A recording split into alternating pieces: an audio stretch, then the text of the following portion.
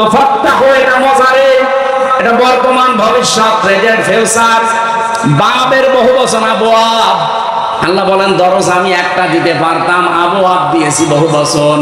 যারা আমার কোরআনকে মিথ্যা মনে করে কথা শোনার পর, আমি যা কথা বলছি আপনার কি মিথ্যা মনে হয়?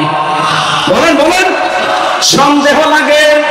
যদি সন্দেহ মনে হয়, মিথ্যা মনে হয়, অহংকার করে যদি মুখ ফিরিয়ে চলে যায়, ওরকম কথা বলেই থাকে। আল্লাহ আস্তাকবারু আন হাদিস।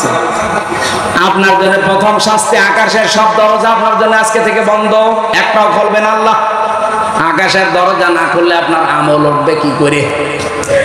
এতটুকু তো আল্লাহ শেষ করে দেননি। ওয়ালা ইয়াদখুলুনাল জান্নাহ, এরা জান্নাতেও যাচ্ছে না, যাবেও না। ইয়াদখুলুনা এটাও মজারে, বর্তমান ভবিষ্যৎ, প্রেজেন্ট ফিউচার। কতদিন আপনি জান্নাতে যাচ্ছেন না যাবেন না? বলেন তো, এরকম সন্দেহ করে, এরকম অবিশ্বাস করে, অহংকার করে যারা মারা যায়, এই মানুষগুলোর আমল আখলাক তো আকাশে ওটা বন্ধ। এদের জন্য জান্নাতের দরজা বন্ধ। আমি যত এখান থেকে কাবার ইমাম দিয়ে দোয়া করাই, ওর আমল তার ওই দোয়াও তো আর আকাশে উঠবে না, কারণ ওর দরজা সব। বলেন বলেন, লা তুফাফাহু লাহুম, হোম দিয়েছেন এটা জমির বহুবচন।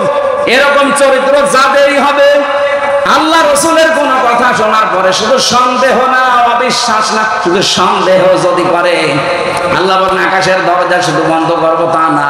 যালিকা বিআন্নাহুম কারিহু মা আনজালাল্লাহু ফাআহবাতা আ'মালাহুম।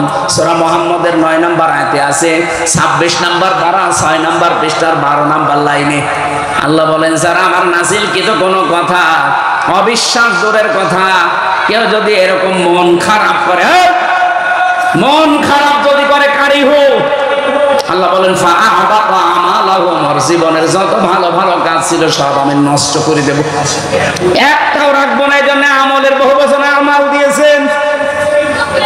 বাংলাদেশে আয়াতগুলো মিলালে আমার বড় আফসোস লাগে, দুঃখ হয়। বহু হাসির জীবনের পেছনে সব ধ্বংস হয়ে গেছে। এই কথা বলছেন এখানে, এরকম মানুষ এখানে নেই। কথা শোনার পরে ওর কাছে রাজনীতির গন্ধ খোঁজে না, হুজুর এই দিকে টেনে বলে। এদের দিকে যদি কোরআন না থাকতো, জীবনের দিকে আমি টেনে কথা বলতাম না, কারণ ওনার সাথে আমার রক্তের কোনো সম্পর্ক নেই, আত্মীয়তার কোনো সম্পর্ক নেই, সম্পর্ক শুধু কোরআনের কারণে।